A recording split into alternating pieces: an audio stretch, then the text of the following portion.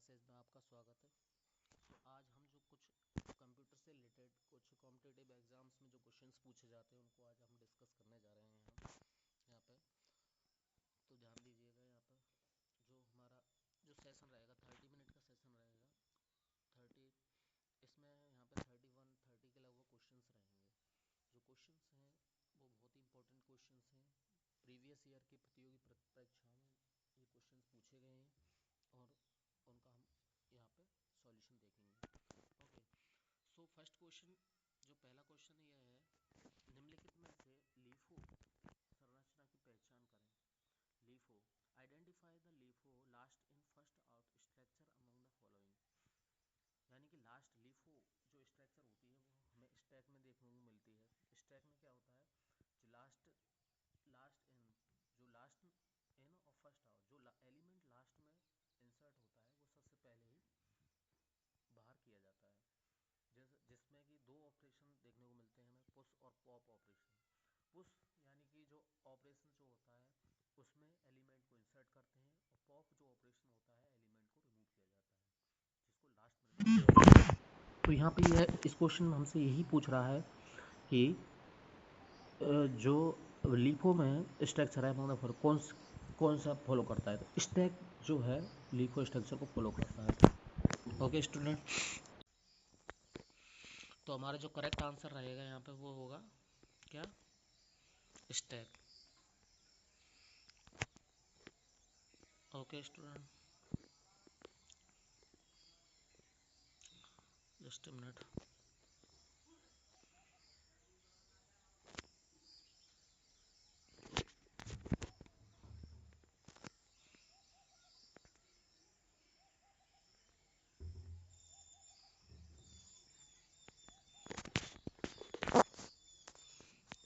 तो हमारा जो ऑप्शन है वो पहला ऑप्शन करेक्ट रहेगा।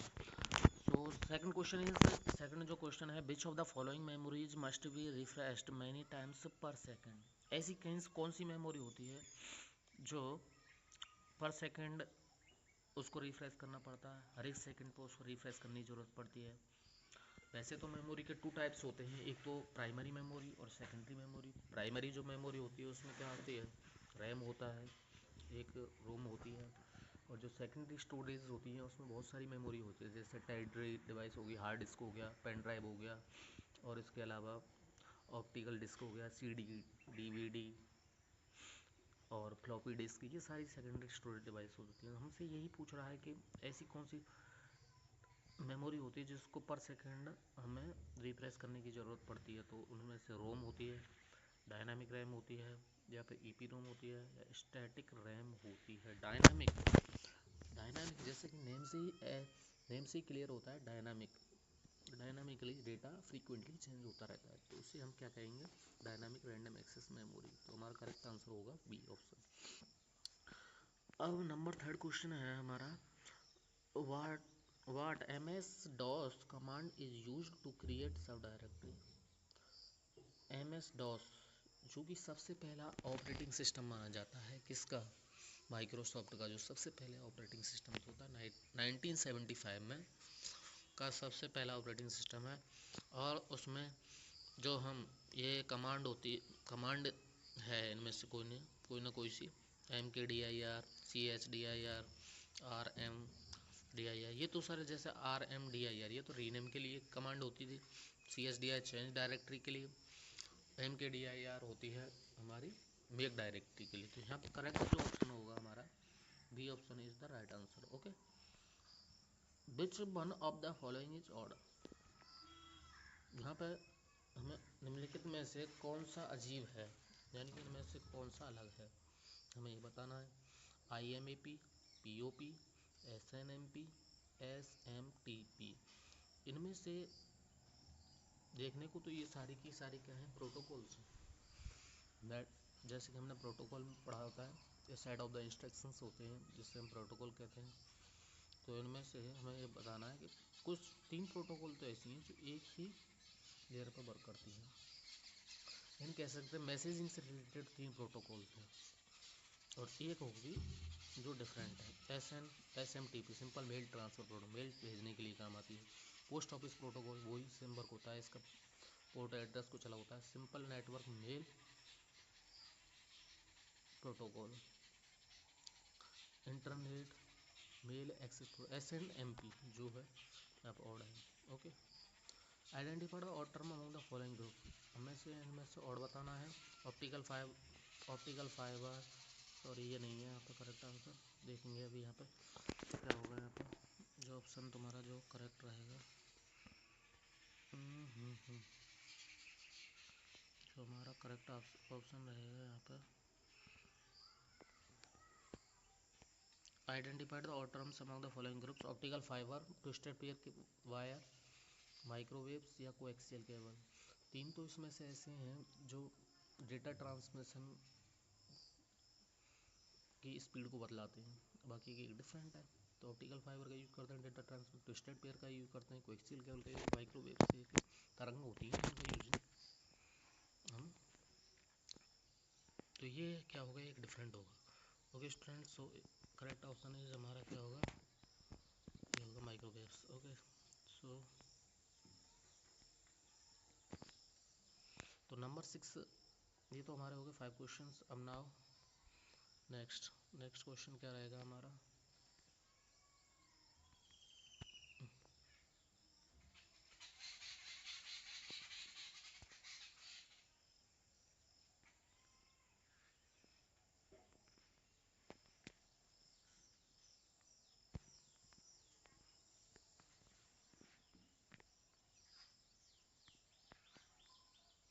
Okay students, so question number 6, अब हम क्वेश्चन नंबर 6 पर डिस्कशन करने जा रहे हैं। यहाँ पर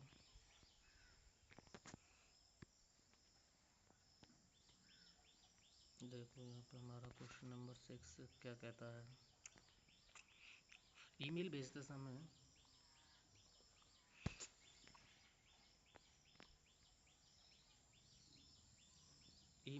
समय की लाइन संदेश की विषय वस्तु के बारे में बता देती है।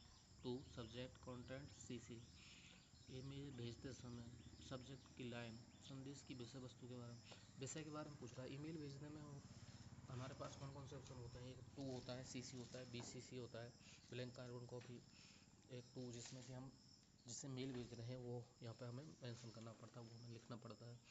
एक होता है contents body of the email होती है, एक सब्जेक्ट होता है, सब्जेक्ट यानी विषय के बारे में हमें यहाँ पे।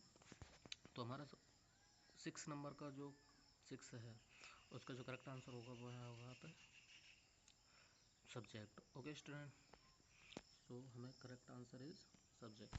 एक पॉइंटर डैश पर पोजीशन किया जाता है तब उसका आकार हाथ जैसा होता है। Grammar error, hyperlink, screen tip, spelling error, इसका करेक्ट है स्क्रीन टिप। ओके, एक वेबसाइट समूह है, वेब पेज है, HTML डॉक्यूमेंट का, ग्राफिकल फाइलों का, लॉग कुंजी का उपयोग सभी, ग्राफिक्स फाइलों का। तो हमारा जो करेक्ट वेबसाइट क्या होती है, website is a collection of a different web pages और HTML hyper text markup language जो डॉक्यूमेंट बने होते हैं उनका कलेक्शन होती है। तो हमारा जो करेक्ट ऑप्शन होगा option A is correct answer. ठीक है, तो क्वेश्चन नंबर 9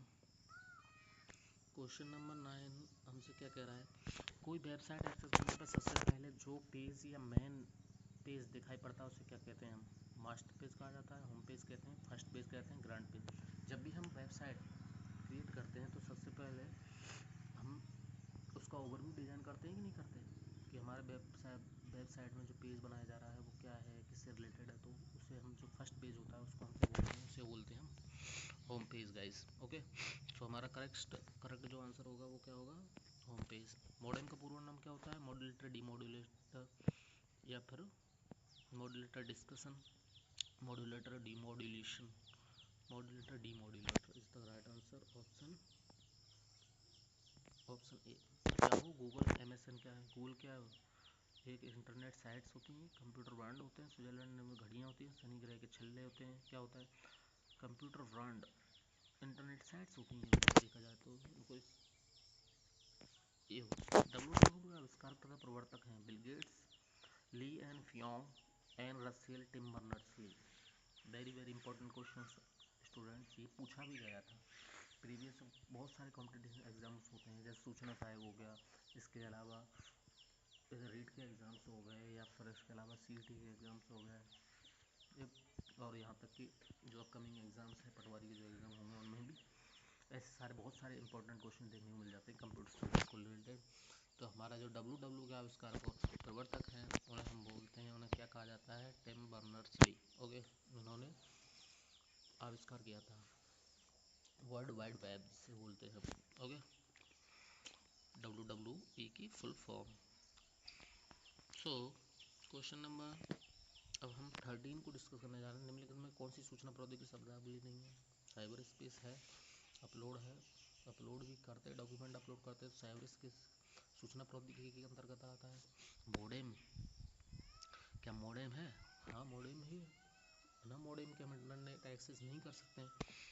ओके, तो प्रकाश भंडारण, प्रकाश का भंडारण की थोड़ा सा अजीब लग रहा है यहाँ पे।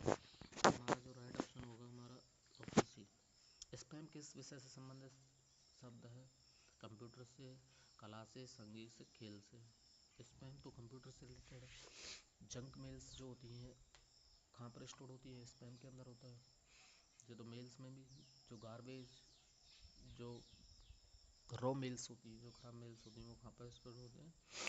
स्पैम के अंतर्गत स्टोर की जाती हैं, जो कंप्यूटर की एक शब्दावली के अंतर्गत आता है। तो इसका जो 14 नंबर का जो आंसर रहेगा वो हमारा होगा कंप्यूटर। हार्डवेयर के उस टुकड़े को क्या कहते हैं जो आपके कंप्यूटर के डिजिटल सिग्नल को एनालॉग में बदलता है और टेलीफोन लाइनों के जरिए यात्रा कर सकता है?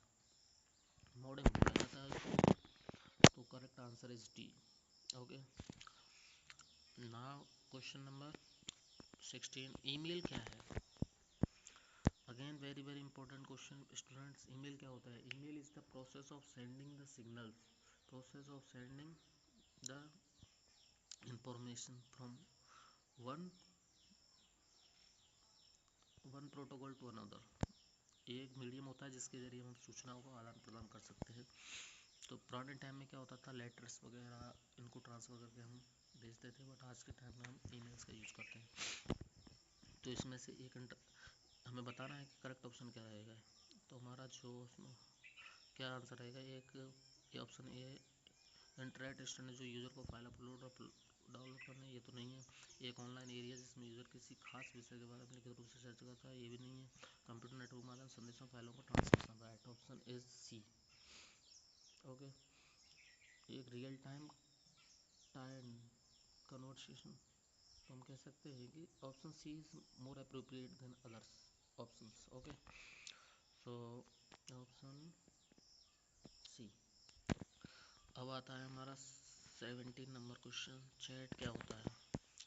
एक इंटरनेट स्टैंडर्ड जो यूज़र को फाइल अपलोड और डाउनलोड करना हो, ये नहीं है। एक ऑनलाइन एरिया जिसमें यूज़र किसी खास विषय के बारे में लिखित रूप से गलत है, ये भी नहीं है। कंप्यूटर नेटवर्क के माध्यम संदेशों फाइलों का ट्रांसमिशन, संदेशों और फाइल, एक रियल टाइम टाइड कॉन्वर्सेशन होता है। चैट में क्या होता है, वीडियो कॉन्फ्रेंसिंग करते हैं, वीडियो चैट करते हैं, तो हम क्या करते हैं, रियल टाइम कॉन्वर्सेशन ही करते हैं, वार्तालाप ही तो करते हैं। तो हमारा चैट क्या होता है, एक कॉन्वर्सेशन होता है।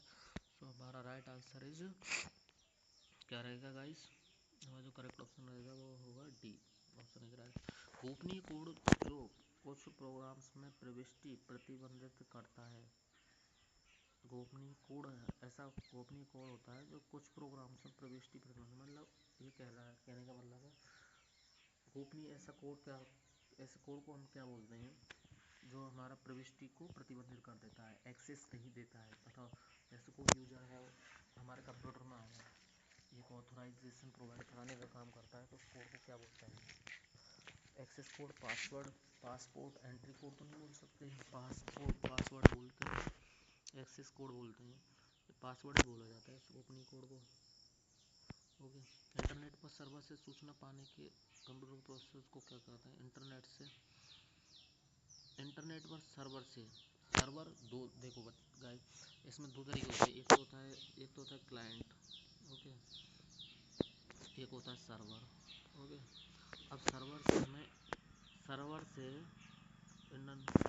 इंटरनेट चालू होने पर सर्वर से हमें क्या लेके आ रहे हैं हम यहाँ पे, क्लाइंट साइड हम इंफॉर्मेशन लेके आ रहे हैं, सूचना लेके आ रहे हैं। कुछ भी हमने सर्च किया, जैसे हमने कुछ भी फाइल डाउनलोड की, तो उससे क्या बोलेंगे हम, कोई भी फाइल सर्च की, कोई फाइल लाना चाहता हूँ मैं सर्वर से, that process is called downloading. Okay, transferring तो नहीं बोलते, ट्रांसफ़र नहीं कर रहे हैं ना हम फाइल को सर्वर, तो उसे बोलते हैं हम डाउनलोडिंग। ओके, ये option C is correct answer. Now next question, email भेजना निम्नलिखित किसके समान है? ईमेल किसके समान होता है? किसी घटना का चित्र बनाना, कहानी सुनाना, किसके समान होता है ईमेल भेजना? है पत्र लिखने के समान होता है, ये तो मैंने पहले ही बता दिया था। पत्र लिखना, ओके, पुराने टाइम में क्या होता था, पत्र लिखा जाता था, तो वही पत्र लिखना, वही इसका करेक्ट आंसर होगा। ओके,